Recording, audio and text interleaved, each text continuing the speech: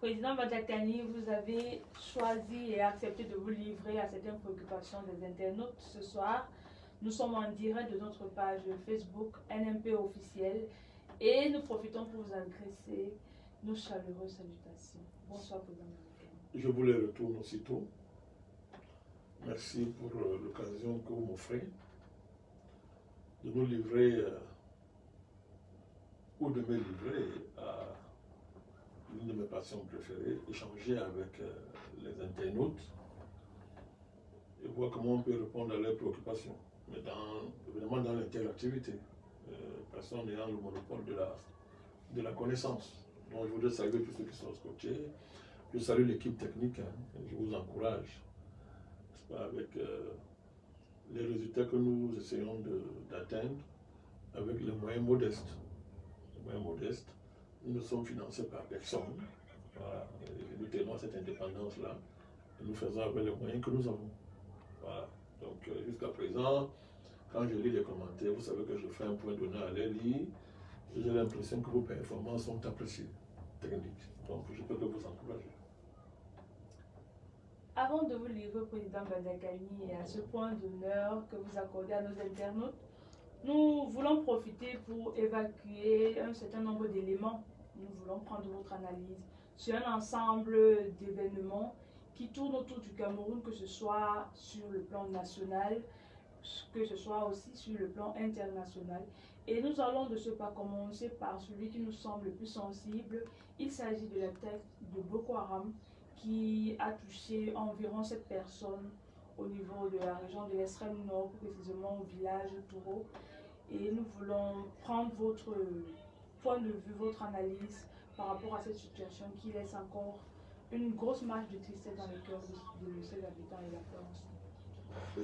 Je voudrais, au nom du NMP, assurer les populations de Touro et les populations du département de Mero-Tchanaga et toutes celles de l'extrême nord de la solidarité totale du NMP à leur côté. Le Cameroun ne laissera jamais ces terroristes criminels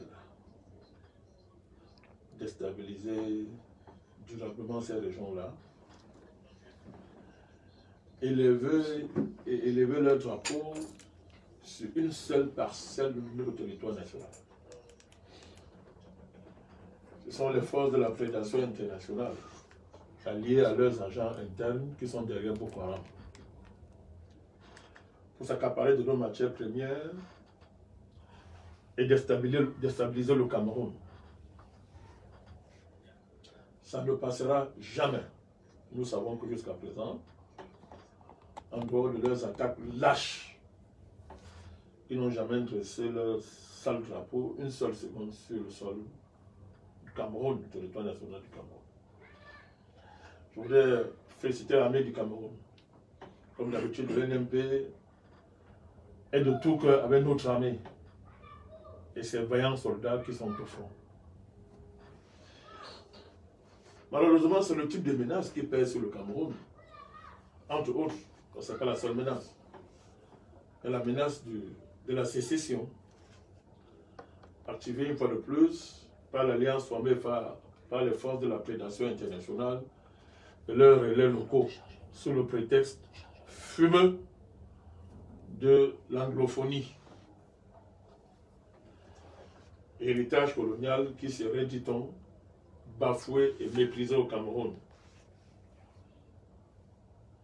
Donc, ce sont des menaces qui pèsent sérieusement sur le Cameroun et malheureusement, qui ne sont pas pris en charge par les forces politiques de notre pays, qui font comme si ces menaces sont normales et relèvent strictement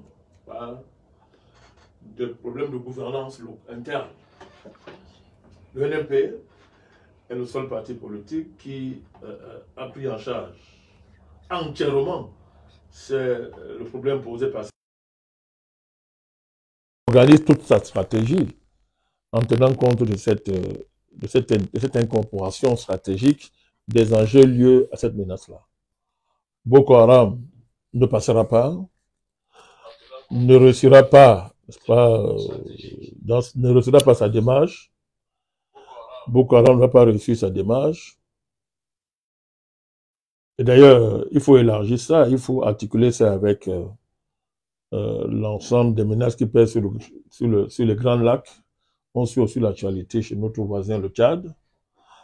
C'est une menace, en plus d'être nationale, c'est une menace sous-régionale. C'est une menace même continentale. Donc, toute notre solidarité, une fois de plus, aux populations de Tourou, du département de Mayo-Tanaga et de l'extrême nord, tout notre soutien à l'armée du Cameroun et à son chef, le président Paul Biya. Comme vous l'avez dit, président Bandakani, Boko Haram ne passera pas. Vous êtes solidaire de ces populations qui vivent ces malheurs actuellement. Et nous croyons et nous pensons que votre voix pourra apaiser cette douleur qui traverse leurs pensées et leur cœur. Et sans plus tarder, nous assistons actuellement, ici il s'agit toujours du Cameroun mais à l'international, nous assistons actuellement à un mouvement manifeste dans les milieux africains à l'étranger, c'est-à-dire au niveau des populations ivoiriennes présentes au Liban, des populations camerounaises, pour ne citer que ces deux populations qui sont présentes au Liban actuellement, que le Liban traverse une période de crise, nous pouvons même dire qu'une période de guerre.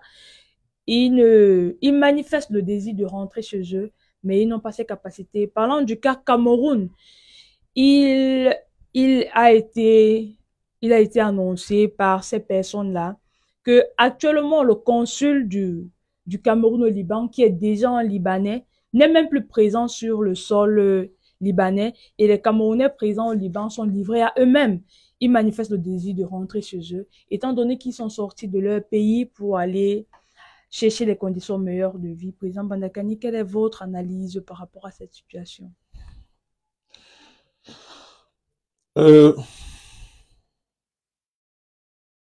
La situation des Africains, en général, et des Camerounais au Liban, est préoccupante. Très préoccupante. D'abord, à cause de leur statut très irrégulier pour les Camerounais, leur statut de situation très irrégulier, et ce à quoi ça les expose. Pour le cas des Camerounais, évidemment, il y a cette situation où ils n'ont pas d'interlocuteur. Et à ce niveau, sont livrés totalement à eux-mêmes. Vivement que les autorités en charge de cette situation au niveau du gouvernement prennent leurs responsabilités immédiatement et sans tarder pour secourir les Camerounais qui sont dans la détresse au Liban. Mais ça, c'est une dimension purement administrative et diplomatique, dans le sens où ça relèverait directement du ministère des Affaires étrangères. Mais sur un plan plus général, le comportement des Libanais à l'égard des Africains, et surtout des Africains de peau noire, commence à dépasser les lignes rouges.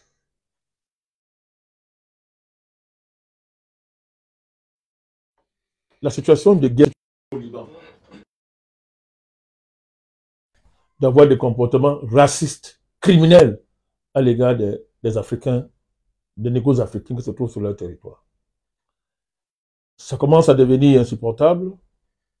Cette marée de plaintes, cette marée de cris, cette marée de détresse qui viennent du Liban de la part de nos frères et sœurs qui subissent des comportements atroces, les plus inacceptables. Nous mettons en garde les Libanais. Le gouvernement du Liban. Nous les mettons sérieusement en garde.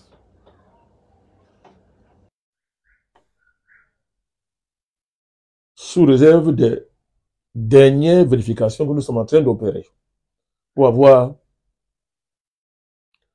toutes les informations, je dis bien toutes les informations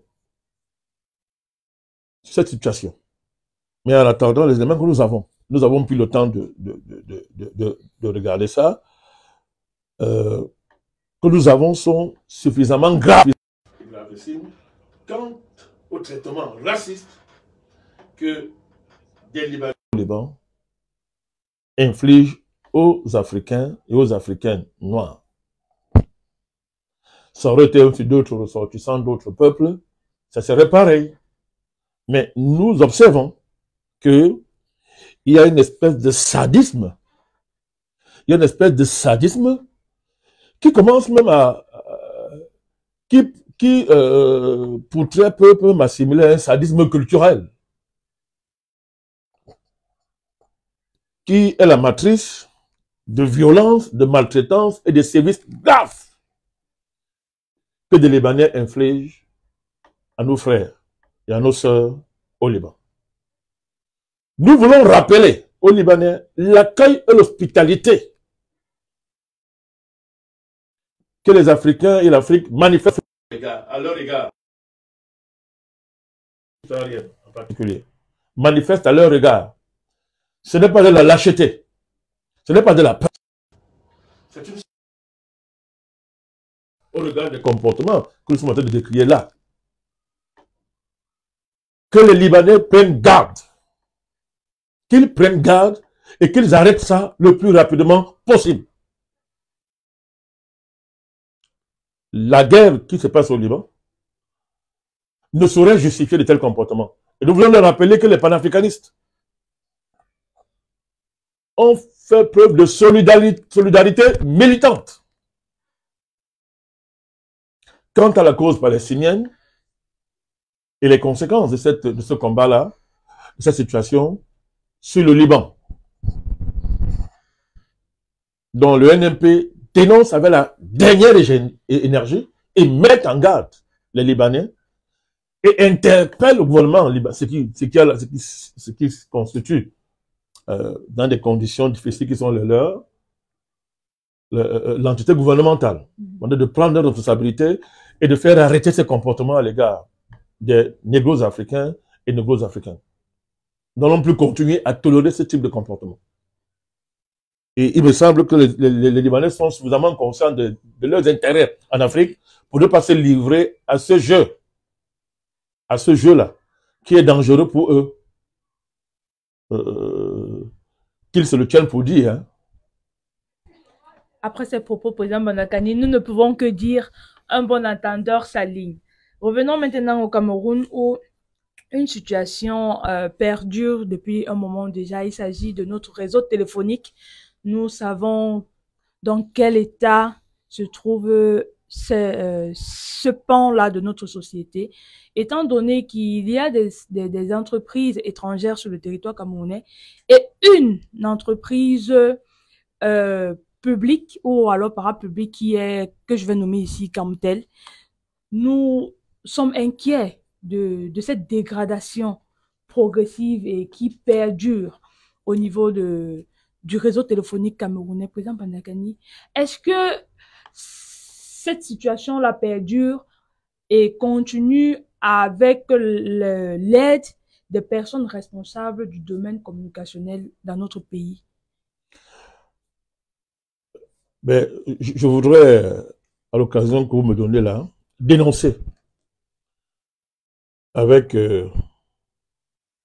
la plus grande force possible ce que j'appelle du banditisme économique, de la criminalité économique auquel se livrent Orange et MTN. On ne saurait appeler ça au XXIe siècle réseau téléphonique. La qualité des communications est d'une médiocrité à faire pleurer un sioux dans la sérénité de son environnement. Ce n'est pas ça qu'on appelle réseau téléphonique, ce n'est pas ça du service téléphonique. Faut-il rappeler que nous avons affaire à des services publics.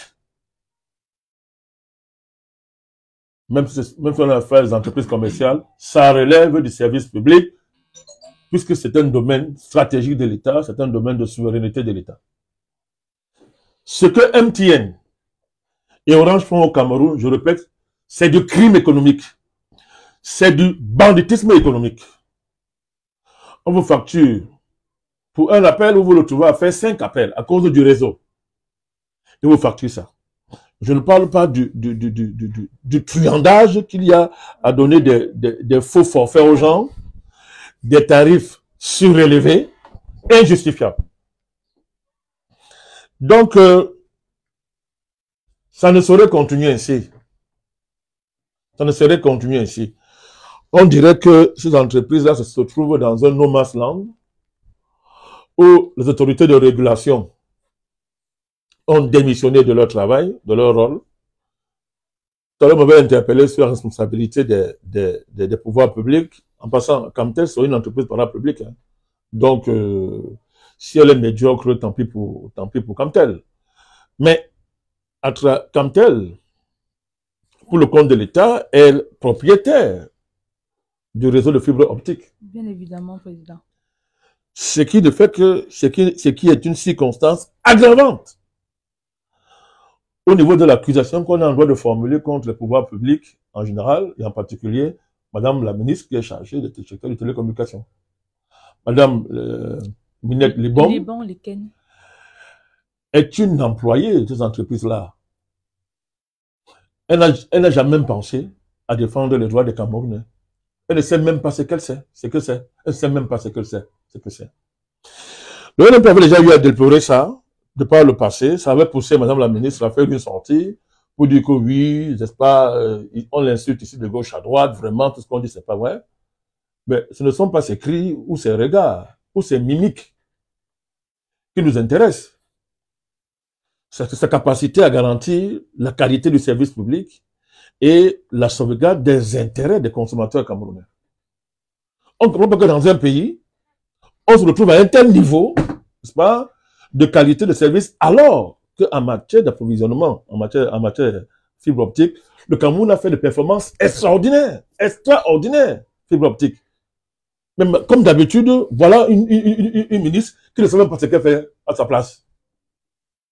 Et elle passe le temps à répondre par les mimiques. C'est une employée de... Moi, je l'ai dit plusieurs fois. Moi, je la considère comme étant une employée de MTN et d'Orange. Évidemment, ça passe par toutes sortes de corruption, n'est-ce pas, de délits d'initiés, n'est-ce pas, qui lient MTN et Orange, n'est-ce pas, à des pans entiers de l'État du Cameroun. Des agents publics, des autorités de régulation. C'est incompréhensible comme ça, à ce niveau de service, ce niveau de banditisme économique, de criminalité économique, et que les Camerounais s'en livré à eux-mêmes. C'est pareil au niveau de l'électricité. Et dans une mesure, et dans une certaine mesure au niveau de l'eau. Même si on peut saluer les efforts, les petits efforts que fait le niveau du directeur de Kambwata, mais jusqu'à là, on ne sent pas encore cette qualité-là.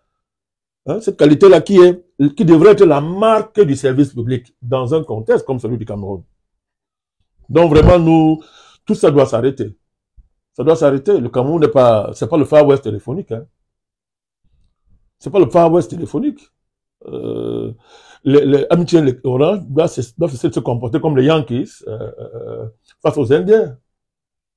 Elles doivent arrêter ça. Elles doivent arrêter ce type de... C'est trop. Il faut arrêter ça. Bien évidemment, Président. C'est pour très bientôt, nous pensons. Ah ben on espère. Non, ce ne sera pas de parler. On va utiliser tous les moyens et les atouts que nous avons pour continuer à dénoncer, n'est-ce pas, cette démission carrément ministérielle, cette démission de la régulation à circonstance pour laisser que les Camerounais soient dévorés par la voracité de MTN et d'Orange, n'est-ce pas, avec Camtel qui n'arrive pas à valoriser tout son monopole qu'elle a sur la fibre optique, etc. Mais tout ça, vraiment, ça ressemble à ce qu'on voit dans la plupart des secteurs publics au Cameroun, de la médiocrité, de l'incompétence et une espèce de légèreté face aux intérêts publics, aux intérêts des populations. Président Bandakani, nous allons sortir Je vous en prie. Nous allons sortir de cette première partie de notre émission par ces derniers sujets. On assiste actuellement au Cameroun à une scène qui oppose le président du Conseil constitutionnel du Cameroun au parti politique MRC, le Mouvement pour la Renaissance du Cameroun, où le président de ce parti, Monsieur Kamto Maurice, a déposé une plainte et il accuse le président du Conseil constitutionnel d'être partial parce qu'il a été filmé lors d'une réunion où une motion de soutien a été signée au compte du RDPC. Nous voulons bien avoir votre analyse par rapport à cette situation. Je n'ai pas à commenter la démarche du parti MRC par la voix de son président qui a décidé de porter plainte contre le président du Conseil constitutionnel. On a beau être président du Conseil constitutionnel, on n'est pas un citoyen à part. Donc, c'est une démarche, somme toute, normale dans un état de droit. Nous n'avons pas cessé au niveau du NMP de rappeler que un état de droit ne veut pas dire un état de justice. Hein. On a toujours dit ça, on fait la part de choses. Mais le Cameroun, c'est incontestablement un état de droit. Donc, c'est parce qu'il est cet état de droit que le président du MSC se trouve dans la possibilité d'ester en justice contre un ensemble de dérives incompatibles avec la fonction de M. Clément Atangana, d'après la lecture qu'en fait le MRC. Et de ce fait, le MRC a décidé de le traîner en justice. Mais dans ce cas-là, la justice fera son travail. Donc, nous ne commentons pas ce type de démarche. La justice doit trancher. Comme je le répète, le Cameroun, c'est un état de droit. Mais, vous voulez et président Bandakani, je voulais vous demander, que pensez-vous de cette vidéo qui a fait un tour sur les réseaux sociaux où on voit carrément le président du Conseil constitutionnel assister à une réunion pendant laquelle une motion de soutien a été signée à la faveur d'un parti politique? Je ne sais pas. Quoi, le RDPC? Je n'ai pas des éléments qui pourraient m'amener à dire qu'il a signé la motion. Au moins, il a été vu pendant cette réunion. Oui, bien sûr, moi aussi j'ai vu. Donc, je n'ai pas d'éléments pour m'amener à dire qu'il a signé la motion. Je connais beaucoup de cas où des gens assistent, des personnalités assistent à des réunions et finalement ne signent pas la motion. Moi, j'en connais, j'en ai vécu. D'ailleurs, je ne vais pas revenir sur la manière dont souvent ces réunions sont faites et la façon par laquelle on obtient la signature des personnalités souvent. Mais il n'est pas question de dédouaner le président du Conseil constitutionnel. Il est en capacité de le faire. Le Cameroun, je le rappelle, c'est un État lui-même. C'est un état de droit. Mais dans le fond, de quoi est-ce qu'il s'agit au-delà de toute la surenchère que nous observons autour de l'affaire? De quoi est-ce qu'il s'agit? La lecture que nous faisons cette affaire, comme d'habitude, va aller au-delà des querelles et de la surenchère. C'est le choc de l'anthropologie et du juridique. C'est ce choc-là. Et comme d'habitude, on choisit pour toutes sortes de considérations, de se focaliser sur un aspect purement politicien d'un côté, de l'autre côté sur un aspect purement réactionnaire, réactif et réactionnaire, tout aussi politicien. Mais le vrai débat, c'est, je répète, le choc politico-anthropologique et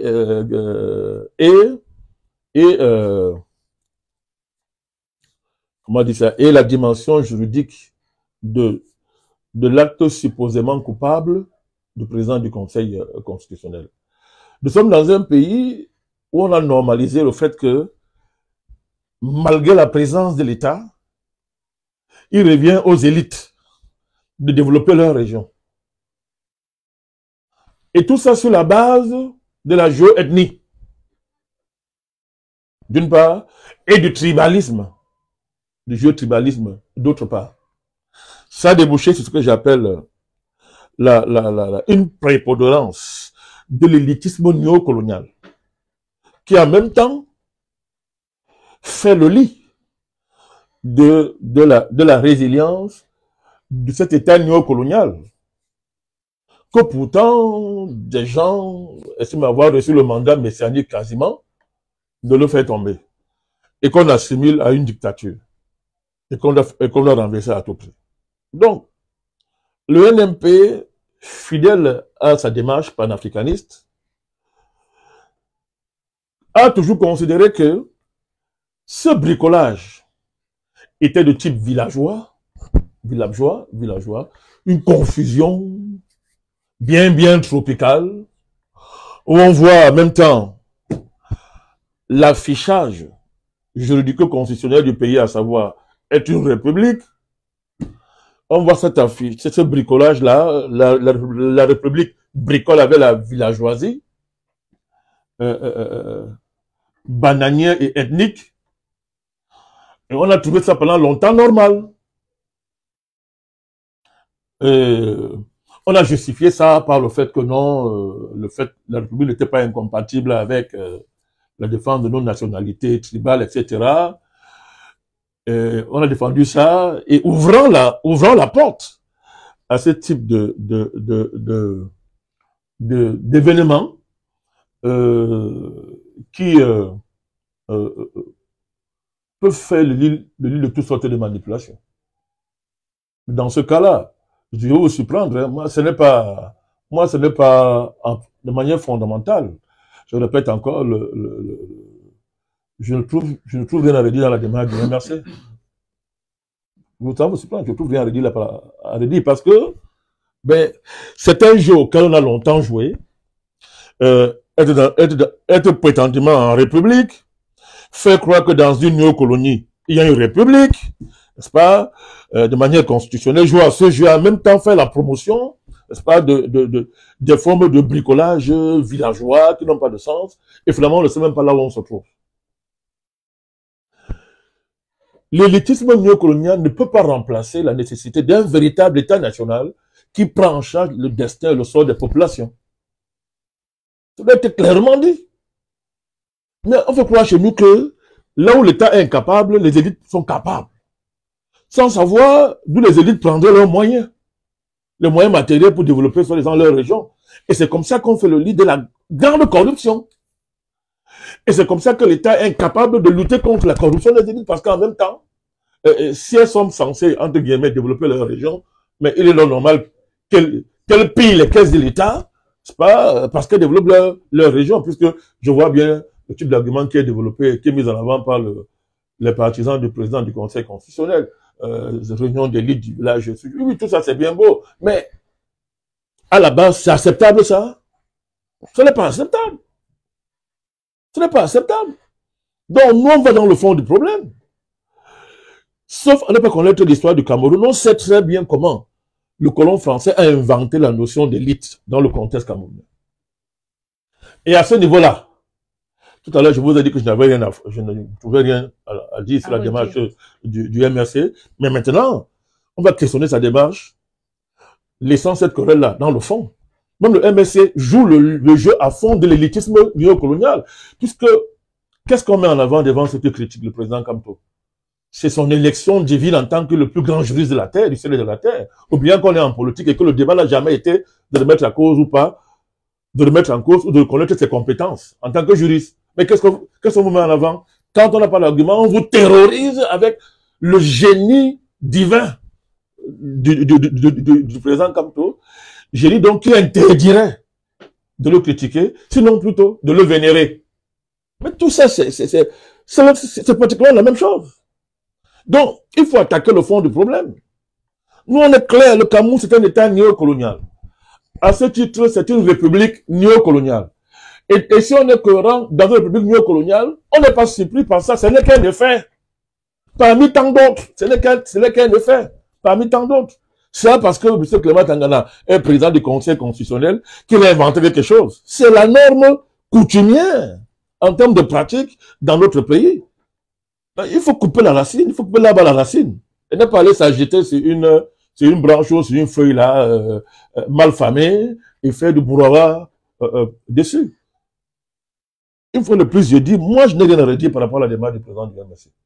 Rien à redire. Puisque c'est sa conception de la politique, mais on a prêté le flanc.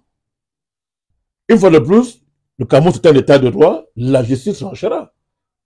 En commençant même par la recevabilité de cette plainte-là. Et on verra si on n'avait pas fait plutôt une opération politico-communicationnelle. Mais au moins, ça a le mérite de mettre ce débat sur la table. Et quand il sera entendu que dans cette démarche-là, ceux qui ont ici cette plainte-là, au-delà de la plainte, de la démarche juridique, il y a qu'on suscite un vrai débat politique de fond et que même on sache bien la position de ce parti et de son président sur cette question de l'élitisme au Cameroun. Parce que, oh, mais c'est qu'est-ce qu'on voit au Cameroun qui parle aux diplômés, surtout quand ils sont de l'enseignement supérieur, qui ne voient pas la tyrannie des agrégés, des docteurs au Cameroun. Je n'ai rien contre les diplômes universitaires, je n'ai rien contre. Mais une chose est d'avoir les diplômes universitaires, une chose est d'en faire, de transformer l'État en État des diplômés. Mais est-ce que par rapport à ça, la débat, est-ce que le président Kamto et les gens du MSC n'ont rien à se reprocher dans ça? Est-ce qu'ils n'ont rien à se reprocher? Ils ont beaucoup à se reprocher parce qu'ils jouent tous sur le même terrain de l'élitisme néocolonial. Nous disons que ça a démontré ses limites. D'ailleurs, on peut dire que après le président Ahidjo n'avait pas une grande, il n'avait pas, comment je vais dire ça, avec tout le respect que nous devons à sa mémoire et à son statut de premier président de notre pays, il n'avait pas de fait d'armes en matière de diplôme, parlons comme ça. Mais il était le président de ce pays. Il aura apporté sa contribution à l'édification de l'État du Cameroun, n'est-ce pas? Et lors de la succession, le président Biela a rendu un hommage vibrant. Les thèmes sont assez laudateurs. Non, plus pas élogieux quant à la contribution que le président Ahidjo a apporté à l'édification de notre pays. Après la succession, l'arrivée du président Biya au pouvoir a coïncidé avec une nouvelle démarche qui était celle de parier sur les compétences et les grandes connaissances supposées des longs crayons, comme on dit dans le jargon. Mais aujourd'hui, tout le monde, je pense que le débat est clos au regard des résultats. Une fois de plus, ne versons pas dans une espèce d'anti-universitarisme primaire. Universitarisme primaire. Ne versons pas dans un anti-intellectualisme primaire. Non. Mais on ne peut pas ériger au niveau d'État, créer une république des diplômés. Et sur cette base-là, terroriser les personnes qui n'ont pas les diplômes, terroriser le petit peuple. C'est ce que nous disons. Que le débat là, il est de fond. Cette affaire, c'est comme tu es en train de faire là, c'est de faire remonter à la surface un vrai débat sur le rôle de l'élite dans notre pays, l'élitisme néocolonial. Vous allez bien voir que sur le plan politique, on voit très bien comment l'élite, cet élitisme-là, sert dans le déploiement politique, non seulement du parti au pouvoir, mais même de certains des partis de l'opposition néocoloniale. Donc, de quoi est-ce qu'on parle? Mais pour le cas du président du Conseil constitutionnel, ça pourrait être grave si la justice change. Dans ce sens-là, démontre que, bon, quelque part, il aurait failli au regard de son rôle institutionnel. Mais en quoi d'autres collisions néocoloniales, où on voit bien cette espèce de pantouflage néocolonial, où on voit les élites qui ont des postes de responsabilité au cœur de l'État, jouer à ces jeux de l'élite qui développe sa région, qui fait ceci, et faire de ça, n'est-ce pas, le levier de constitution de fiefs politiques, désormais qui sont à la limite des ghettos électoraux. Et tout ça sur la base, une fois de plus, je le répète, de la géoethnie et du tribalisme. Donc voilà, bon, voilà la manière par laquelle moi, voilà comment, à notre niveau, je vois j'analyse cet événement. Merci, Président Bandakani, d'avoir fait le tour de nos préoccupations. C'est moi qui vous remercie. En cette soirée, pour ce jour. Nous voudrions revenir vers vous avec d'autres nouvelles préoccupations. Comme je l'ai dit à l'entame, je n'étais pas seule sur le plateau, j'étais accompagnée de monsieur Jules Constant Bouyamousseau, qui va prendre la deuxième partie de cet événement, qui met le président Bandakani face aux internautes, c'est-à-dire aux préoccupations des internautes, à qui il accorde un point d'honneur. Monsieur Jules Bouyamousseau, you have the floor. Ben, ne nous laissez pas ça rester avec nous, parce que moi, j'aime beaucoup la présence féminine dans ce type d'événement. Je suis avec vous, Président Bandakani. Ben, tant mieux. Merci, Madame Ejengele Charlotte, pour cette brillante prestation, pour cette première partie de cette émission, en face de notre président national, Monsieur André Bandakani. C'est toujours un plaisir et un honneur de se retrouver devant vous parce que vous êtes pratiquement une bibliothèque vivante. Quand vous déployez vos arguments, c'est du génie. Que Dieu vous entende. Monsieur le Président, nous sommes en direct sur une autre plateforme Facebook et vous êtes déjà un peu au fait de cette pratique que nous avons d'interchanger avec nos abonnés, avec tous ceux qui nous suivent, tous ceux qui aiment ce que nous faisons. Et particulièrement, cette permettant de poser des questions. C'est ça qui est la marque de notre démarche. Particulièrement, cette émission porte sur les préoccupations des internautes. Et certainement, vous allez apporter des éclaircies, des analyses pour éclairer, pour répondre, pour conseiller. En fait, c'est également une plateforme pédagogique. Ben, j'espère être à la hauteur parce qu'il y a beaucoup d'internautes qui sont très intelligents, qui sont très brillants. J'apprends beaucoup dans la lecture des commentaires. Je découvre, je suis toujours émerveillé par le génie de nos internautes, de ceux qui nous suivent. C'est tout à l'honneur de cette page. Voilà. Bien évidemment, nous avons recueilli les questions des internautes, bref, de nos abonnés, tous ceux qui aiment ce que nous faisons. Et nous avons mis de côté ceux qui sont dans la polémique inutile. Ceux qui sont là juste pour détruire.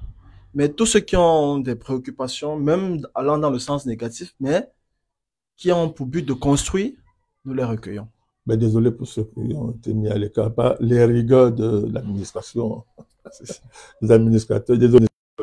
Mais bon, on peut pas espoir qu'ils puissent faire partie de notre communauté tout en gardant l'indépendance, mais en exprimant leur point de vue, n'est-ce pas, sans la haine, sans la volonté de nuire et de détruire. Si. Voilà. Merci pour cette mise au point. Monsieur le Président, nous allons donc commencer. Nous avons l'internaute, c'est Monsieur Filagui, qui nous écrit de Yaoundé, du côté du Cameroun. Et il a une préoccupation. Je vais vous la lire. Monsieur le Président, face à la complexité du problème anglophone, quand on sait que les leaders pré-indépendance ne se sentaient pas trop solidaires du combat de l'UPC, qu'ils ont contribué à chasser du Southern Cameroun en 1957 avec le soutien de l'administration britannique. Quand le brillant politiste Mathias Onangini, qui pense que les anglophones ont avec la culture britannique un rapport presque romantique, quelles sont vos pistes de sortie de crise durable, vous qui êtes un partisan de l'État unitaire décentralisé? D'abord, il faut éviter le risque de la généralisation.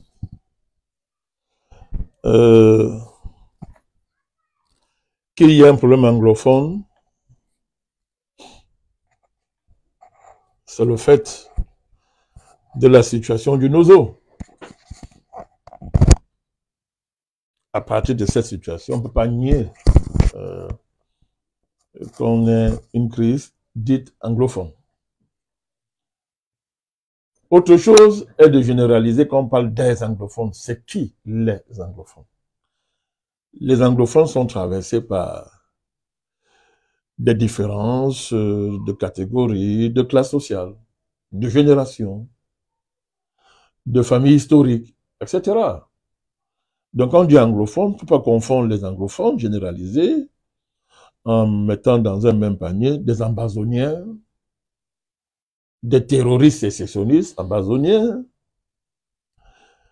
ceux des anglophones qui revendiquent la reconnaissance de la spécificité dite anglophone,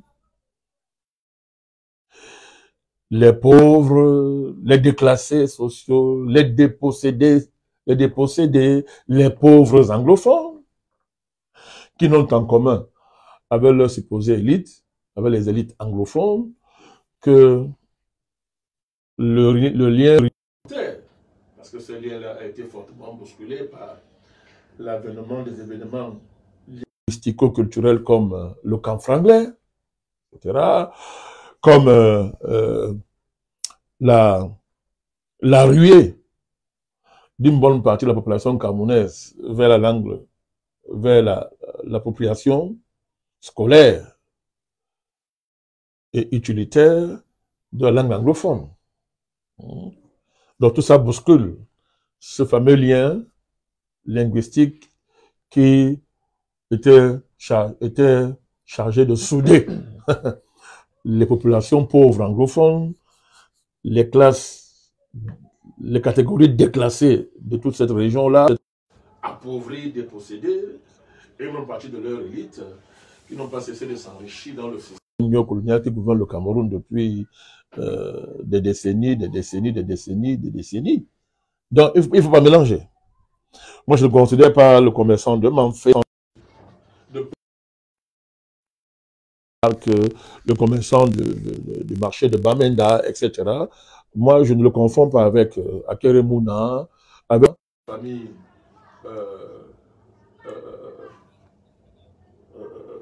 comme ça, de bourgeoisie néocoloniale de ces régions, avec les familiales de ces régions-là. Il ne faut pas les confondre. C'est important de faire cette nuance-là, d'abord, pour le répondre. Donc, quand on a fait cette nuance-là, il faut préciser que n'ont pas chassé les IPCistes. Non. Il y a plusieurs séquences dans cette affaire.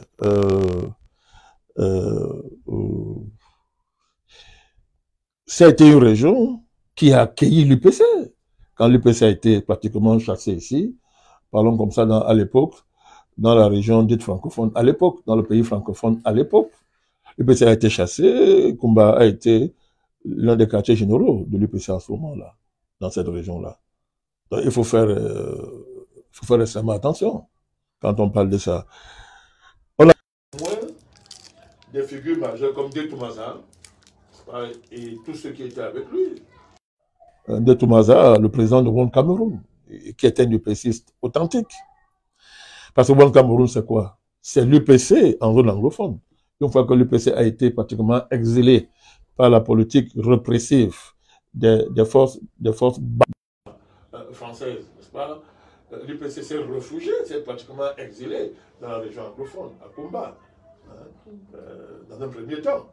Donc, et là, des figures ont émergé, comme l'UPC anglophone, des figures comme Abel Moukong, qui sont des témoins vivants du fait que le combat UPC avait réuni, avait réunifié le Cameroun, il avait dépassé ce clivage colonial qui est un caillou aujourd'hui dans la chaussure de l'État de Cameroun. Donc, et qu'on nous a fourgué à dessein. C'était le jeu, une fois de plus, c'est la conséquence du pacte Churchill-De Gaulle, dont l'UPC n'a pas été chassé. C'est après, n'est-ce pas, du pacte Churchill-De Gaulle, les États francophones et anglophones se sont unis dans un dessein, dans le dessein néocolonial de détruire le projet UPCiste avec Aïdjo en tête de ce projet-là. C'est l'alliance d'Aïdjo, du président Aïdjo, c'est pas, parlons qu'on peut, hein, c'est l'alliance des élites francophones néocoloniales et des élites anglophones néocoloniales. Ils ont fusionné, n'est-ce pas, après l'intermède de l'État fédéral. Petit 61, ils ont commencé à fédérer, déjà pour créer l'UNC, hein, il faut bien comprendre ça, l'UNC. Qui était le parti unique. Le parti unique contre l'UPC, contre le projet UPCiste. Contre le projet UPCiste. Donc il faut bien, à partir de ce moment-là, donc l'UPC n'était plus la bienvenue dans cette région-là. Il faut préciser cette période-là. C'est cette zone-là. Le mouvement UPCiste, tous les témoignages des colons le disent, étaient implantés sur tout le territoire camerounais. Il était implanté dans tous les territoires. Une fois qu'on a fait ces précisions, évidemment, notre projet du NMP à ce niveau, c'est de sortir de cette bipolarisation linguistique néocoloniale, n'est-ce pas? Bipolarisation linguistique qui masque l'héritage géopolitique néocolonial, qui est une menace grave pour l'unité du Cameroun. Qui vise à nier l'histoire du Cameroun.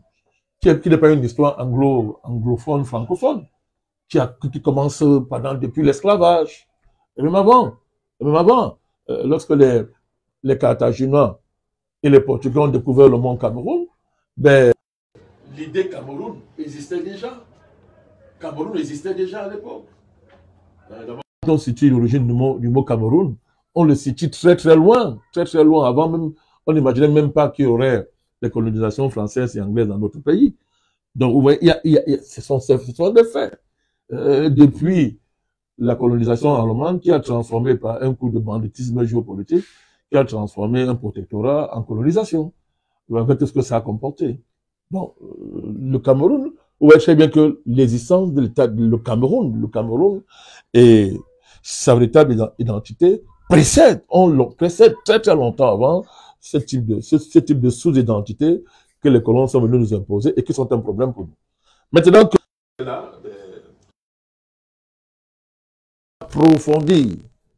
d'approfondir la dynamique de la décentralisation.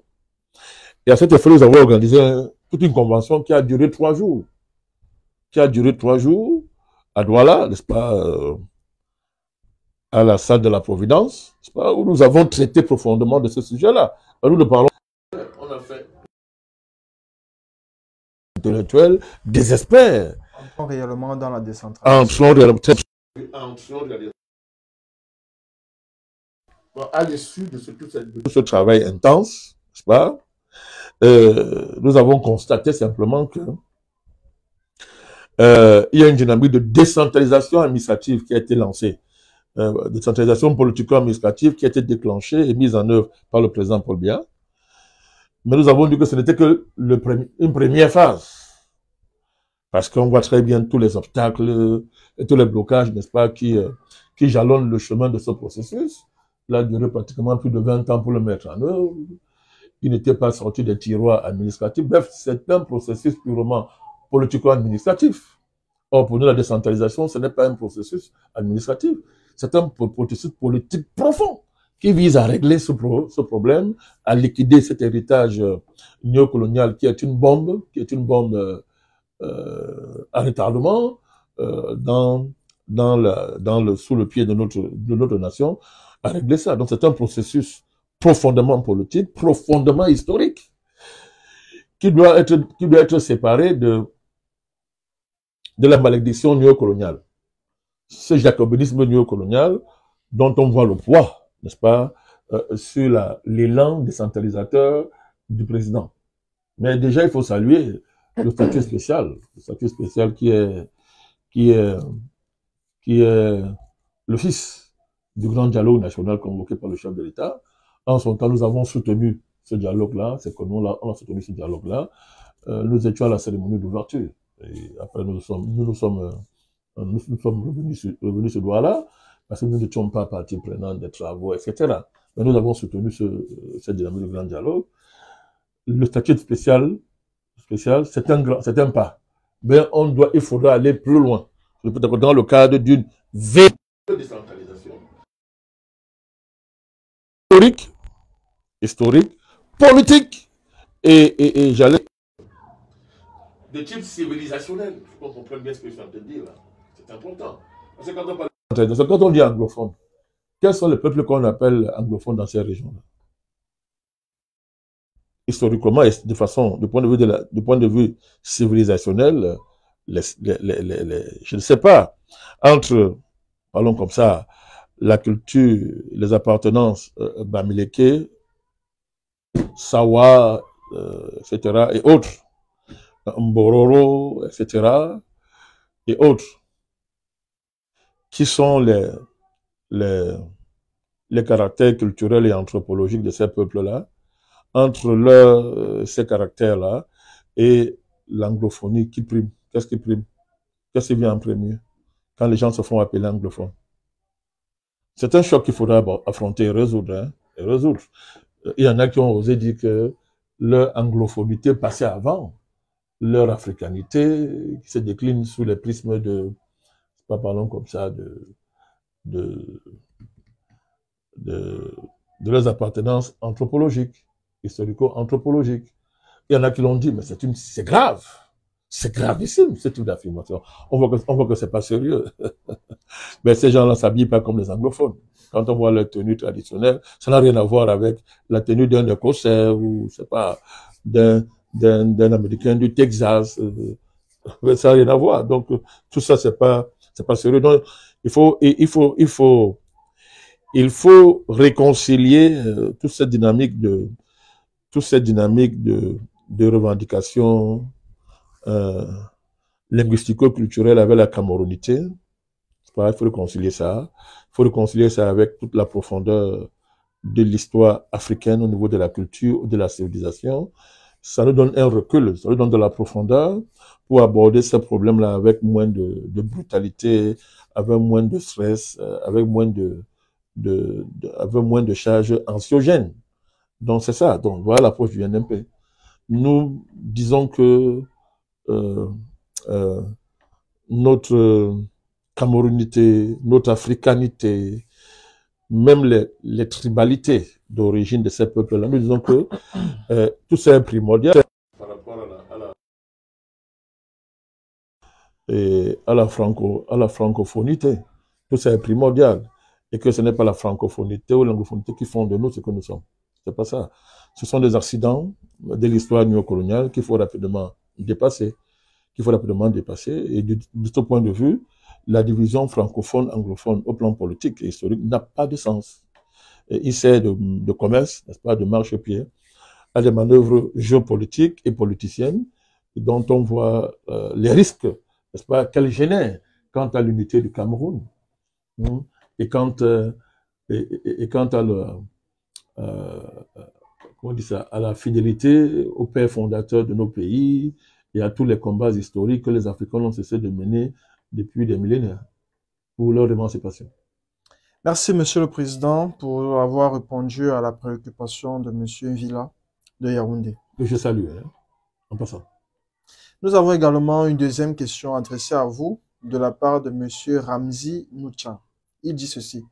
Que pensez-vous de l'après-Paul Biya? Et comment pensez-vous que cela se passera pour avoir une paix réelle?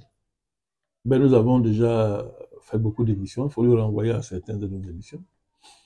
Monsieur Ramzi. Il faut renvoyer Monsieur Ramzi à certaines de nos émissions. Il faudra lui envoyer vous verrez ça sur le plan technique. Nous avons déjà décliné un ensemble de scénarios qui se disputaient la première place dans le cadre de l'après-Biya au Cameroun. Nous avons dit que ce débat n'était plus différable. Nous avons dit qu'il faut penser sérieusement l'après-Biya. C'est même ça la volonté du président. Sauf à ce que le président se prenne pour quelqu'un d'éternel. Il a dit dans ses discours qu'il n'était pas éternel. Donc il est important, il faut penser à ça, il faut travailler ça. Parce que qu'on le veuille ou pas, il y a un ensemble de dynamiques à l'intérieur des pays qui montrent que le sujet est sur la table. Donc le NMP ne pouvait pas échapper. Et nous avons plus en plus, nous observons des appels à candidature, des motions de soutien à l'endroit du président de la République. Le RDPC et les RDPC sont libres de nourrir les projets pour leurs champions. Donc c'est pas ça qui nous intéresse, c'est pas un problème pour nous.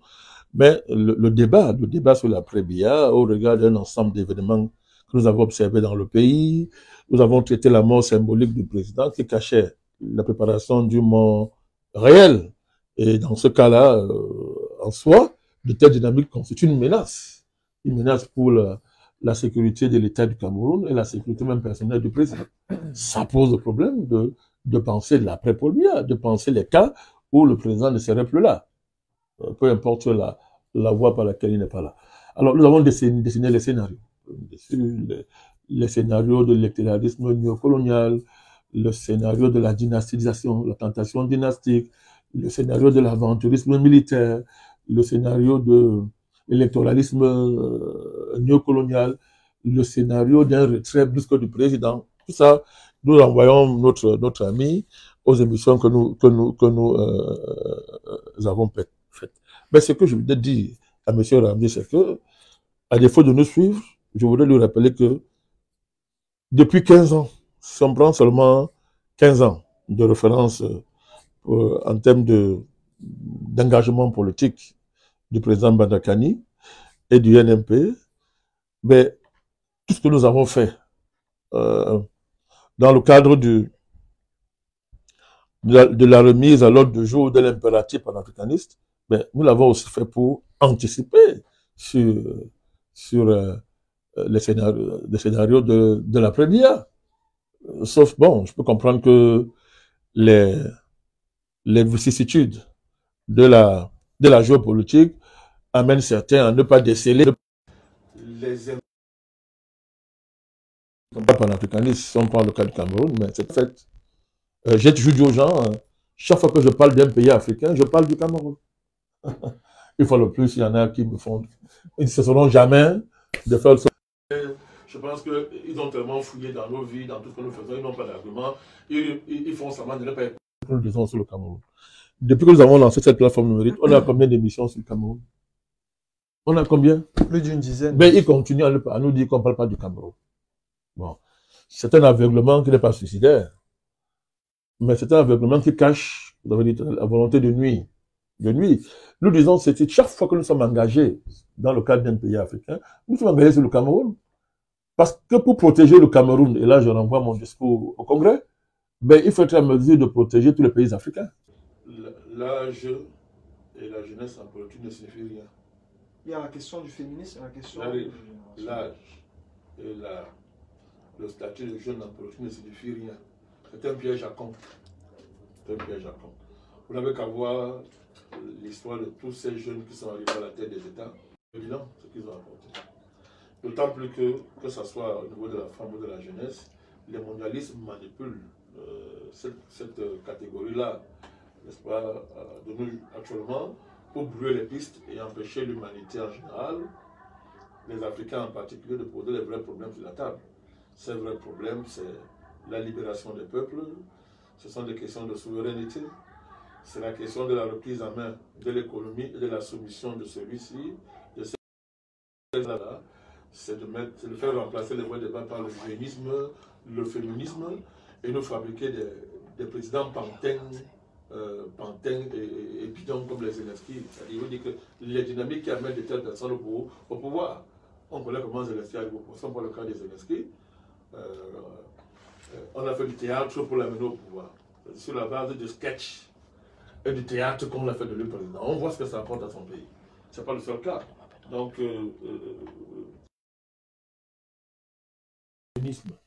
l'UNMP rejette le génisme comme étant une démarche politique digne de son nom. Vous savez, prenons le cas du président Diomaye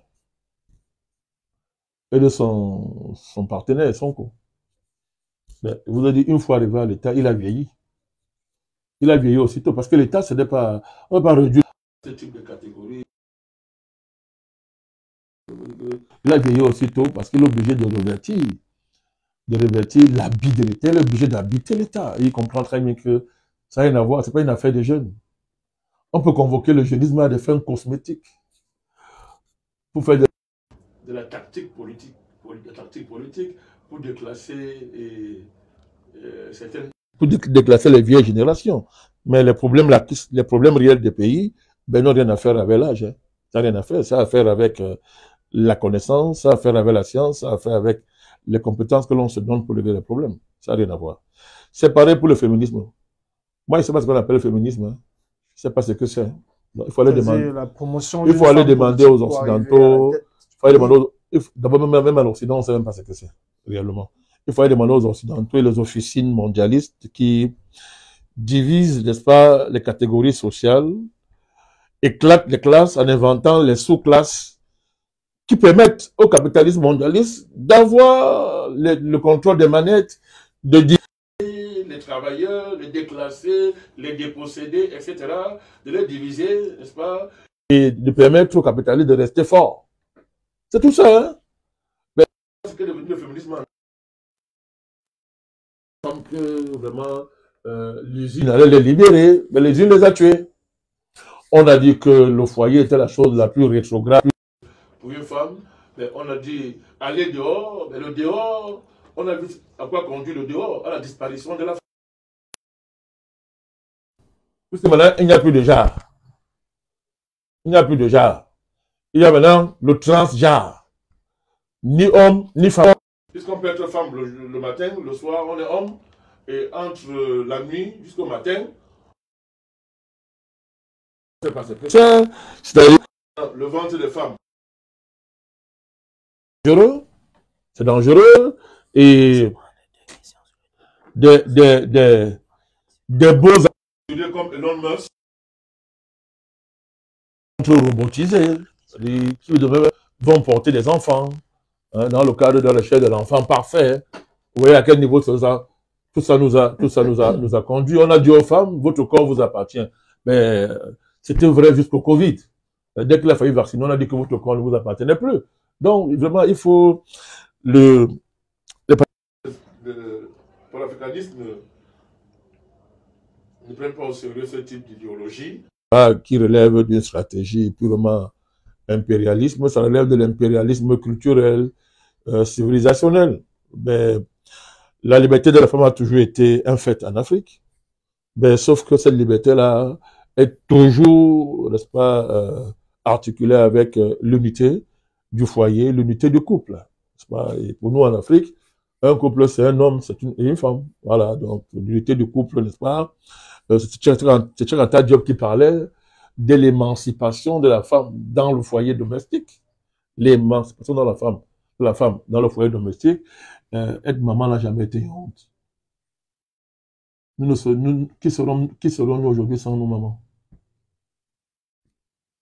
Simplement qu'avec la colonisation, on a dévalorisé le rôle de la maman, le rôle de la femme, n'est-ce pas, en tant que main gardienne de la vie, protectrice de la vie. Ce travail a été dévalorisé, a été déclassé par, entre guillemets, les métiers, la capacité d'émanciper la femme. Il ne s'agit pas de limiter la femme à être une mère pondeuse. Il ne s'agit pas de ça. Ça n'a jamais été le cas en Afrique de manière fondamentale. Il ne s'agit pas de ça. Mais il s'agit de respecter les grands équilibres que les sociétés africaines ont su générer, ont su élaborer, n'est-ce pas, et qui ont fait, et qui ont été l'une des forces de l'Afrique. Ça fait très très longtemps, et qui a même permis à l'Afrique de survivre, n'est-ce pas, à tous les drames historiques qu'on lui a infligés. Voilà. Donc vraiment, je n'entre pas dans ce genre de choses. La politique, c'est l'affrontement des projets. C'est l'affrontement des desseins. C'est ça la politique. C'est pas autre chose. Le reste, c'est de la pure diversion. Et dans le cas de Cameroun, c'est encore même plus sérieux. L'avenir,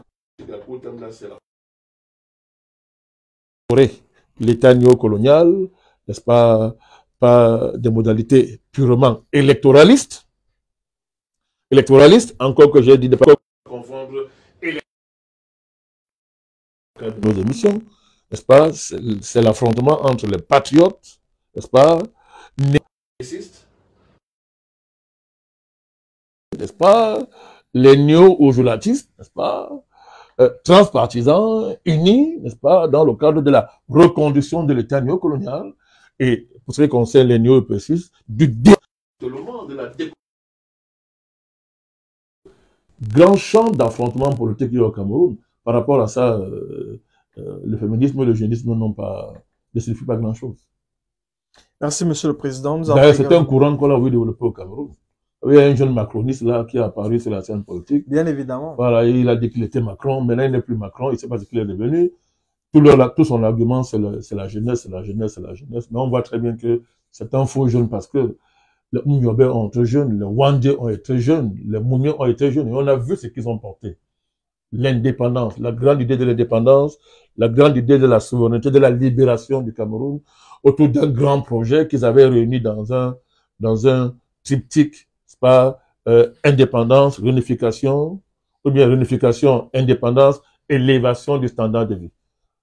Ben, ce courant jeunisse là, qui fait le théâtre au Cameroun, ils soutiennent Macron, ils sont anti-panafricanistes, ils sont contre toutes les dynamiques liées à la souveraineté, la libération du continent.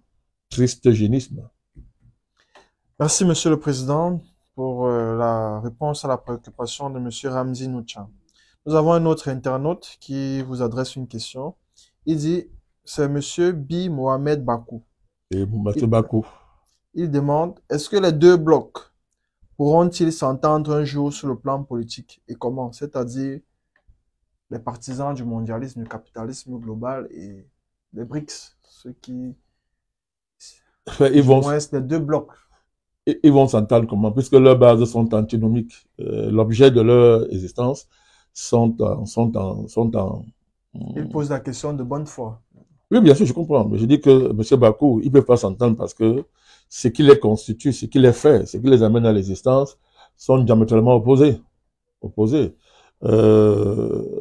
Les BRICS sont clairs.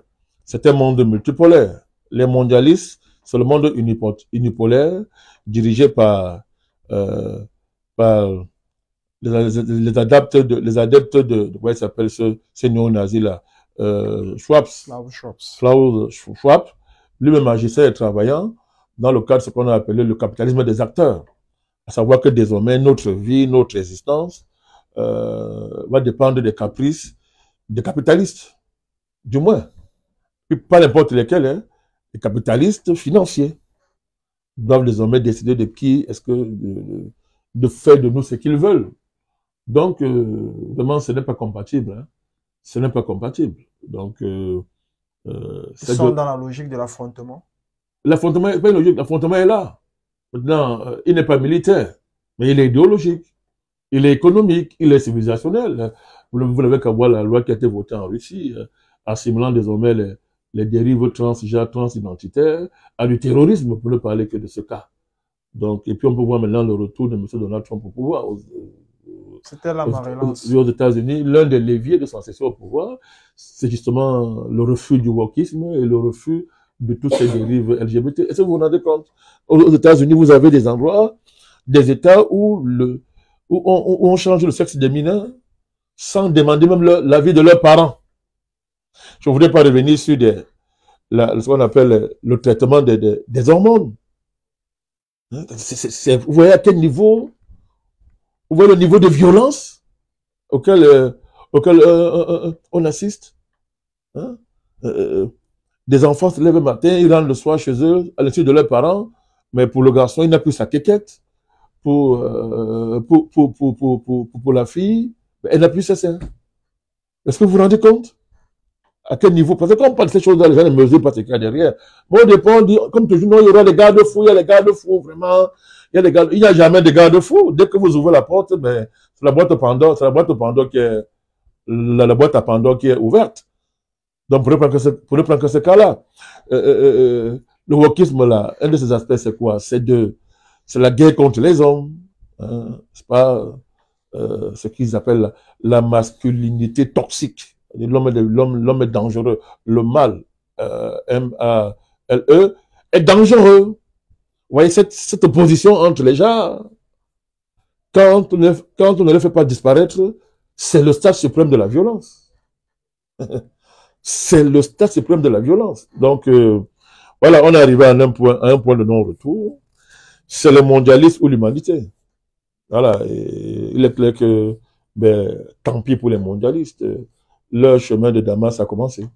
S'ils peuvent même faire ce chemin-là. Merci, Monsieur le Président. Nous avons également une question de Monsieur Tchoufo-Steve. Tchoufo? Tchoufo. Oui. Steve. Et sa question se décline en 4 volets. La première question, c'est: pensez-vous être le Messie tant attendu du Cameroun? Non, je ne réponds pas à les questions comme ça, ça n'a pas de sens. Politiquement, je ne réponds pas à les questions comme ça.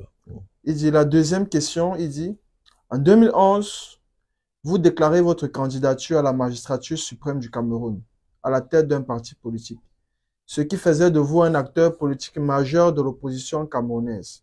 Cependant, en 2018, vous avez décidé de soutenir le parti politique contre lequel vous luttiez avant 2011, par la mise en place du G20.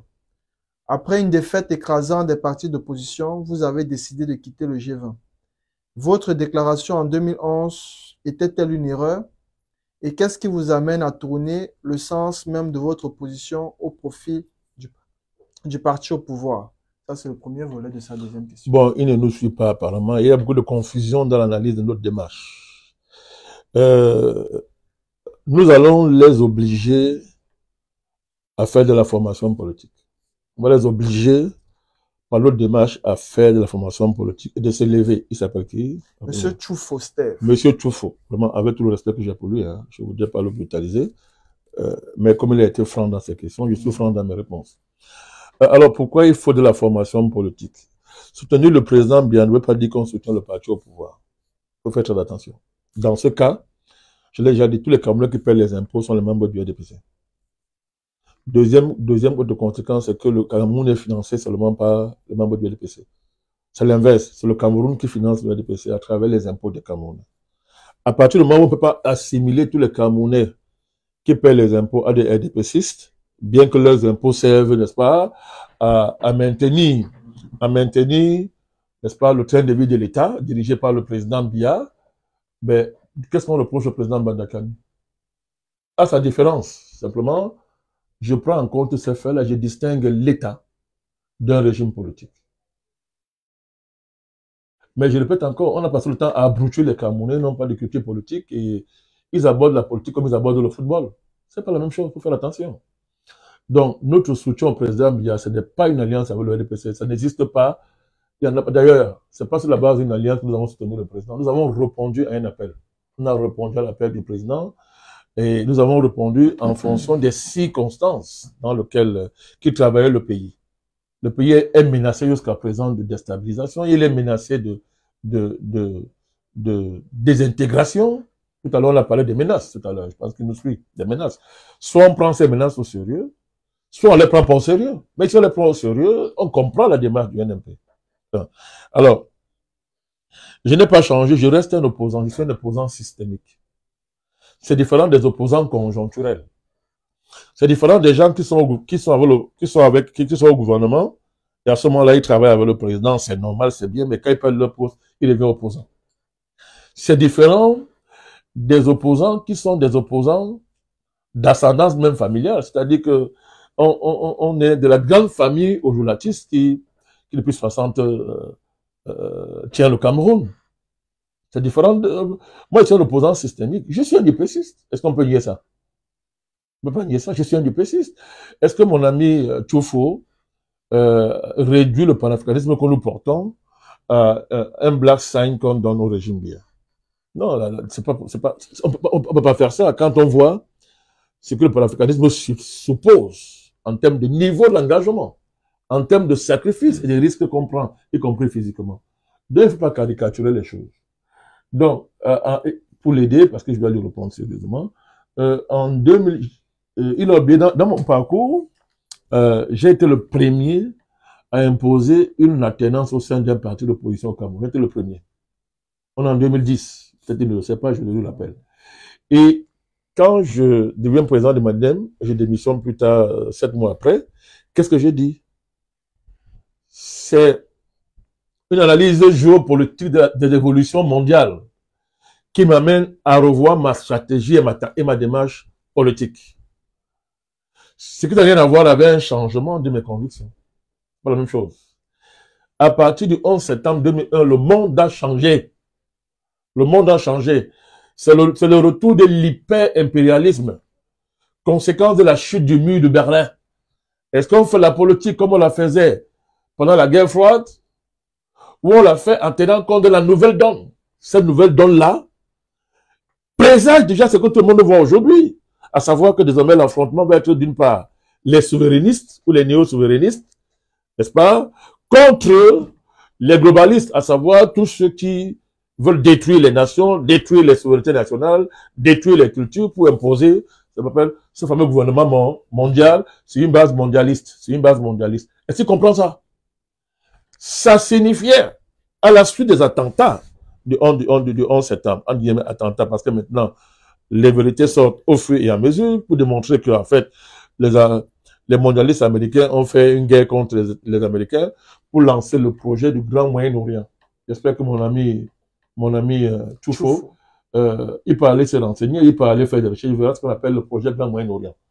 Le projet Grand Moyen-Orient, c'était l'élément déclencheur du plan mondialiste, qui lui supposait une recolonisation du monde entier, et en particulier de l'Afrique. Grand Moyen-Orient, ça a déclenché la guerre en Irak.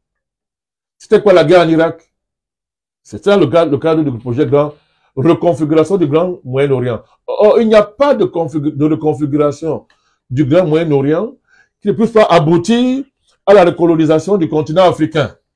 C'était ça aussi le printemps arabe, entre autres. Printemps arabe, assassinat du président Kadhafi. Qu'est-ce que mon frère dit des événements qu'il y a eu en Côte d'Ivoire, qui ont débouché sur la déportation du président Gbagbo? Ben, une telle marée géopolitique vous oblige à revisiter et à revoir vos positions habituelles. J'ai été l'un des rares hommes politiques à tirer les leçons de cette évolution géopolitique mondiale. Et il n'y a pas le fait du hasard. D'autres ont refusé de tirer ces leçons-là parce que ces évolutions arrangeaient leur camp. Les législatifs camerounais étaient très à l'aise avec cette victoire de l'Occident. Et désormais, ça réduisait la politique au Cameroun à quoi? À la guerre des familles aux joulatistes. Mais moi, en tant que petit, j'ai tiré les leçons, j'ai compris ça. C'est ça, mon frère, qui va aboutir à la relance du combat panafricaniste. Quand on analyse le parcours du président Banakani, il faut toujours faire le lien entre cette dialectique, entre ce repositionnement politique et le combat panafricaniste pour avoir toute la plénitude, n'est-ce pas, plénitude de notre démarche politique. Donc, je reste un opposant systémique. La preuve, je n'ai jamais été au gouvernement, je n'ai jamais demandé de récompense. Et puis, juste après le contraire, je suis des hommes politiques camerounais les plus propres, les plus neufs, en termes moraux, en termes éthiques, en termes idéologiques. Voilà. Maintenant, ce qu'on refuse au président Banakani, est-ce qu'on fait pareil pour les autres démarches politiques? À ce moment-là, je ne sais pas s'il appartient à un bord politique, mais c'est un observateur averti au regard de ces questions. Pourquoi, quand c'est le président Banakani, on trouve que j'ai changé? Et lorsqu'on a affaire à d'autres acteurs politiques qui ont fait pire, vraiment pire, mais on considère que ce qui est valable pour moi, pour le président Banakani et le LMP, n'est plus valable pour ceux-là. Dans ce cas-là, cette contradiction, ça ne me regarde pas. Hein. Je laisse le soin à ceux qui sont dans ce type de contradiction d'assumer. Voilà. Merci, Monsieur le Président. Nous avons également, nous allons aller un peu plus vite parce que nous n'avons plus beaucoup de temps. Donc, vous allez prendre 3 minutes pour répondre à chaque préoccupation. Vous en prie. Être dans le temps. Nous avons la préoccupation de Monsieur Peggy Diamwanga de Pointe-Noire au Congo. Oui. Il dit Congo-Brazzaville. Je souhaite avoir votre analyse approfondie concernant la future collaboration entre l'AES et les États-Unis. Il n'y aura pas... Le seul avantage comme géopolitique, stratégique qu'on puisse attendre de l'élection de Trump par rapport à l'AES, c'est que sa démarche va un peu bousculer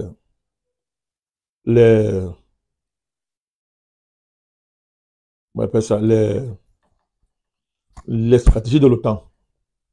Donc, mais si à la faveur de son arrivée au pouvoir, il y avait l'arrêt de la guerre en Ukraine, ben, ça changerait tout au niveau de la géopolitique mondiale. Donc, à ce niveau, l'AES n'a rien à attendre de particulier puisque les conséquences sont déjà tirées au plan stratégique. On a l'avènement d'un président anti-mondialiste. On a l'avènement d'un président qui va accorder la priorité. Il a déjà dit lui-même la priorité à l'Amérique d'abord et qui, à la place des guerres militaro-géopolitiques, va privilégier les guerres commerciales. Les guerres commerciales. Je pense plutôt que ça peut desserrer certains étaux, une certaine pression sur les États de l'AES. C'est ce que je pense. Parce que ce sont les mondialistes qui activent, qui instrumentalisent le terrorisme pour les besoins de la cause que tout le monde connaît maintenant. Donald Trump, jusqu'à présent, ne s'inscrit pas dans cette logique-là. Même si, d'après le principe de la continuité de l'État, il n'est pas exclu que cet héritage-là puisse peser Ça va dépendre des rapports de force internes à l'Amérique. C'est vrai qu'il a un mandat très puissant, très fort, mais ce sera sa capacité à aller vite dans l'affrontement, aller vite, ça veut dire en termes de compétences. En termes de compétences, à élaborer très rapidement les programmes alternatifs à ce qu'il va trouver. Et à anticiper sur les capacités de blocage de l'État profond. Mais là, je pense qu'il a les moyens, il a les moyens électoraux, il a le mandat populaire, il a l'expérience de ses 4 ans précédents, n'est-ce pas? Il a relativement le plein pouvoir, parce qu'aux États-Unis, il n'y a pas le plein pouvoir quand même, parce que tu aies le Sénat, que tu aies la Chambre des représentants, que tu aies la Cour suprême, ça n'exclut pas les comptes pouvoir que les États fédérés ont. N'est-ce pas? Ça n'enlève pas le fait que une bonne part des juges sont actuellement démocrates, pas, etc. Vous avez vu la querelle qui a commencé avec le président de la Réserve fédérale. Tout ça montre qu'il y a quand même des contre-pouvoirs qui sont là. Mais en principe, du point de vue de la géopolitique, ça pourrait desserrer les taux, n'est-ce pas, sur les pays de l'Est, d'autant plus que les sponsors mondiaux du terrorisme seront affaiblis. Merci, Monsieur le Président. Nous avons cette question de Monsieur Kossi de Conakry. Il dit: j'aimerais connaître votre position sur notre alignement géopolitique avec le Liban. En effet, les Libanais sont victimes de l'agression israélienne. Les panafricanistes soutiennent les peuples opprimés et dont la résistance libanaise. Mais comment soutenir des gens dont le racisme envers l'homme noir est manifeste, tant chez eux que chez nous? Le cas particulier libanais pose la question générale de notre alignement géopolitique avec nos réalités sociales vécues.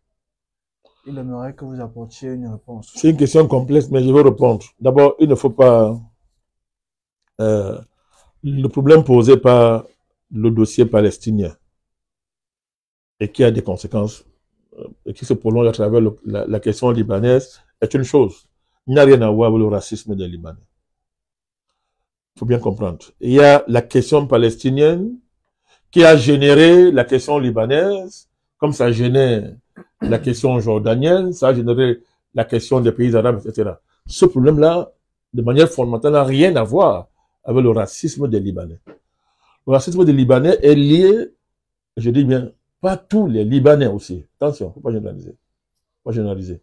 Il n'est pas démontré que l'État libanais est raciste. Mais il y a des Libanais qui sont racistes. C'est un fait. Donc, ce racisme-là, lui, il est lié à la valeur intrinsèque et culturelle de certains courants réactionnaires qui opèrent au Liban. Je voudrais dire à mon frère, comment il s'appelle encore? Monsieur Kossi. Je veux dire à Monsieur Kossi que les panafricanistes sérieux ne font pas ce genre d'amalgame. Et dans le cas du traitement de la question palestinienne, nous incluons aussi le traitement de la question du racisme.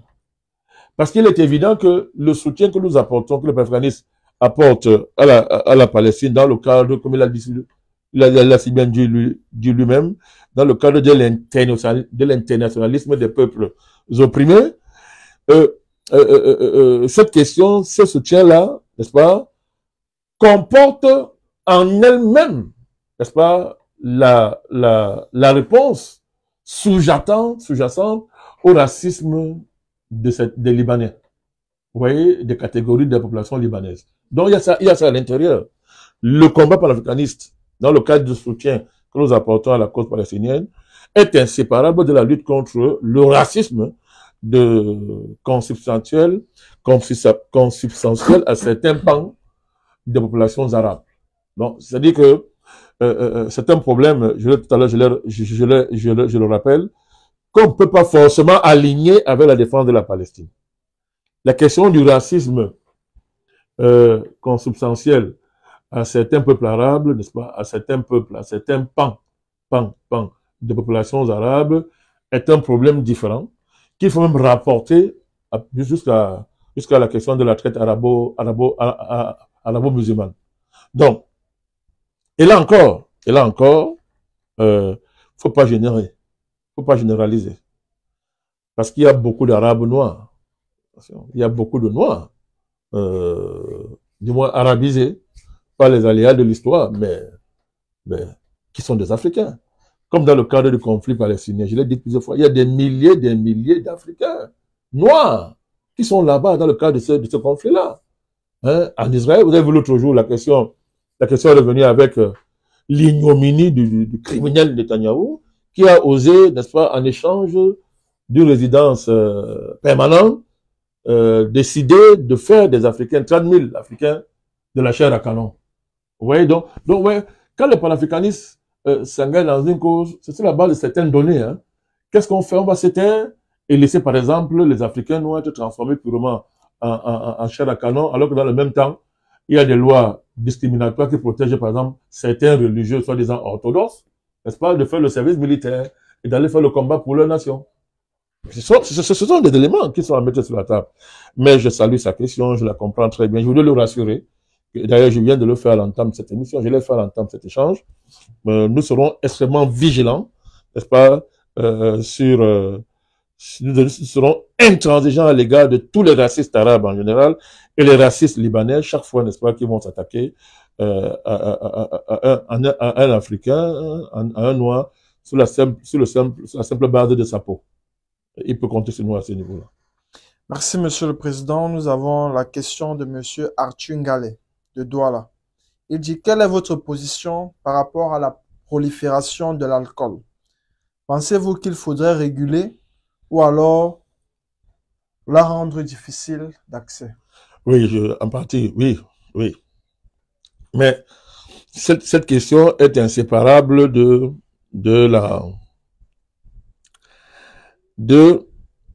la politique générale à mettre en œuvre en matière d'alimentation au Cameroun. En matière de consommation au Cameroun. Donc c'est inséparable. Il faut aborder ça globalement. Et au regard du caractère nocif à tout point de vue de l'alcool, nous aurons une politique très dure en matière régulatoire sur cette question-là. C'est clair, hein? C'est clair parce que, une fois de plus, il faut aborder la question du double point de vue de la promotion d'une véritable industrie agroalimentaire locale saine, véritablement écologique, n'est-ce pas, et la nécessité de décoloniser le rapport à l'alcool. Hein. René Dumont, perd son nom, René Dumont, ce n'est pas un Africain, c'est un Français, c'est un agronome français, ingénieur agronome, homme politique français, grand écologiste, avant le temps, d'après les canons européens, a démontré à quoi a servi l'alcool dans les pays africains, pourquoi on a introduit l'alcool dans les pays africains. On a introduit ça pour nous abrutir, il a démontré, c'est pas nous, hein. Il a démontré ça. Donc, il faut décoloniser le rapport des Africains, les Camerounais, à l'égard de ce type de boisson. Il faut décoloniser ça. Ça passe par une nouvelle politique de l'alimentation dans nos pays. Il faut bien nourrir les Camerounais. On mange mal, ça nous empoisonne, ça nous rend malade. Donc, il faut une véritable politique alimentaire au Cameroun. Peut-être qu'il doit être articulé avec cette vieille tradition africaine qui faisait que la nourriture était en même temps un remède. Nous sommes en direct avec le président national du Nouveau Mouvement Populaire. Nous nous excusons pour des soucis techniques. L'équipe de production est à pied d'œuvre pour résorber ce problème. Soyez rassurés. Monsieur le Président, nous étions sur la question de Monsieur Arthur Ngalé qui parlait du problème, du phénomène de la prolifération de l'alcool au Cameroun. Je voulais apporter une réponse. Je pense que j'étais arrivé à la fin de ma réponse. Il y avait une question qui suivait. Il y avait également la question de votre vision sur le développement des startups. Il demandait que, est-ce que les startups, si elles deviennent des multinationales, peuvent devenir des puissances au niveau, on peut devenir une puissance au niveau diplomatique. Les Africains font tous ce genre d'erreurs. Ils croient que dès qu'ils voient les Occidentaux arriver à un certain stade de révolution économique et produisant des avatars comme les startups, ils pensent que sont automatiquement reproductibles dans le contexte africain. Non, c'est une grosse erreur. Le développement technologique dépend du mode de production dominant. Tous les pays ont des capacités, tous les peuples ont les capacités de faire des réalisations technologiques majeures. Tous les peuples, d'ailleurs, la plupart des inventions qui se font en Occident sont l'œuvre des Africains. Moi. Alors, la différence c'est quoi? c'est qu'il y a un mode de production, il y a un cadre plus émulatif, entre guillemets, là-bas qu'ici. Le caractère néocolonial de nos États est le problème majeur de la percée technologique du continent africain et des pays africains en particulier. C'est le caractère néocolonial de nos États qui est le problème majeur. Les Africains ont le génie. Dans ce cas, des trucs comme des start-up ou multinationales sont le résultat des évolutions précises, des cycles d'évolution économique précises, j'allais dire socio-économiques précis, que les pays européens ont connus dans des cadres bien précis. L'évolution industrielle, esclavage, colonisation, etc. Mais quand ils veulent tromper l'histoire, et c'est ce que j'ai reproché à certains hommes politiques, il s'est passé ça dans vos questions, de dire que le problème de l'Afrique, ça a été sa faiblesse technologique. Ça fait rire. Mais quand on trompe les cycles, on remplace l'esclavage, la colonisation, le néocolonialisme, en parlant de 4 cycles de révolution industrielle qui ont permis à l'Europe, à l'Occident d'avoir sa prédominance technologique sur le reste du monde. Mais c'est une histoire tronquée. Parce qu'il n'y a pas de développement technologique sans l'esclavage, sans la colonisation. Or, tout ça, c'est un mode de production capitaliste. Vous voyez, industriel, colonial, mondialisé, aujourd'hui globalisé, d'abord internationalisé, mondialisé, globalisé. La question de savoir comment les pays africains, si on reste dans cette logique, comment on va faire les sauts, n'est-ce pas, pour éviter les 4 cycles de l'évolution industrielle, si on parle comme ces gens-là, pour arriver à la production des start-up. Même si on dit qu'on fait ça, pourquoi commencer à produire des start-up? C'est difficile de le faire dans le cadre d'une économie néocoloniale. C'est difficile de le faire dans le cadre d'une économie néocoloniale. Donc, les panafricanistes sont constants et cohérents. Il faut décoloniser les économies africaines, régler la question monétaire, régler